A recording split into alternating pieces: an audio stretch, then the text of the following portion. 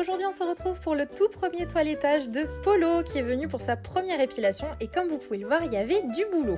Je commence tout d'abord par carder mon poil, c'est-à-dire retirer cette petite laine que vous voyez dans ma main et ensuite avec ma pierre à épiler et mon doigtier en caoutchouc, je viens arracher le poil mort. Comme vous voyez, il faut qu'il y ait bien le bulbe car si on coupe le poil, c'est exactement comme si on l'avait coupé ou tondu.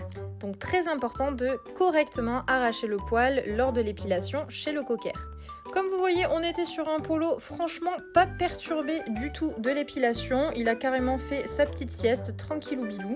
Et ensuite, une fois mon épilation bien entamée, je suis venue faire hygiène, coussinet et maillot comme d'habitude, ainsi que l'intérieur d'oreille, primordial pour éviter les otites. Je passe ensuite ma tondeuse partout sur les zones qui ont besoin d'être tondues et sur les zones qui ne pourront malheureusement pas être épilées, comme le dessus de la tête et le devant des pattes qui malheureusement ne sera pas épilable chez lui, car comme vous le voyez, Polo est quand même très poilu et malheureusement certaines zones ne sont pas épilables. Ensuite, je fais mes petites précoupes sur mes petits petons histoire de dégrossir tout ça parce que comme vous voyez, là aussi tout est bien poilu chez Polo. Et après avoir tout pré-dégrossi, on passe direction le bain. Donc en premier shampoing, je viens réaliser le shampoing à l'huile de catte qui va me permettre de désinfecter les pores de la peau, mais également il convient à tous les chiens qui ont des problèmes de peau. Il est très efficace dans tous ces cas-là. En second shampoing, on passe le shampoing à l'huile d'argan. Qu'est-ce que je fous là ? Évidemment, entre chaque shampoing, on rince bien et ensuite place au soin. Pour la maison, ce sera évidemment le soin à l'huile d'argan pour aller de pair avec le shampoing.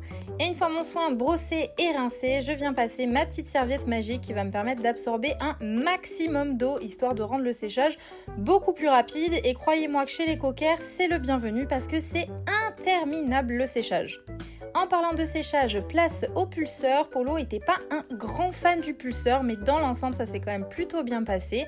Un petit coup de spray sublime pour rendre le poil tout doux au moment du brushing. Et évidemment, je vous passe les étapes du séchage parce que c'est interminable et très ennuyant. Une fois notre polo tout sec et tout beau, je viens réaliser toutes mes petites finitions, donc c'est-à-dire les raccords, tous les petits endroits qui n'étaient pas forcément très propres à la pré-coupe.